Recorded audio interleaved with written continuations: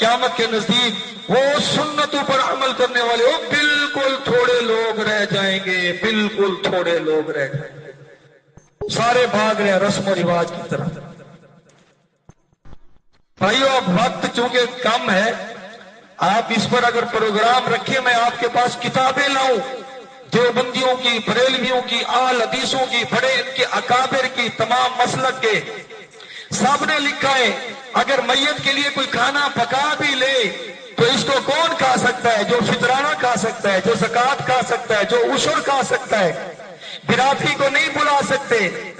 बरेलवी मसलक के हमारे मौलाना अहमद रजा खान साहब हैं, उनकी किताब अहकाम शरीयत है। जाल हक उनकी किताब है, सुन्नी बहश्ती ज़ेवर किताब है, साफ साफ फतावे लिखे हुए हैं। लेकिन आज हजूर की सुन्नतों के खिलाफ अमल हो रहा है।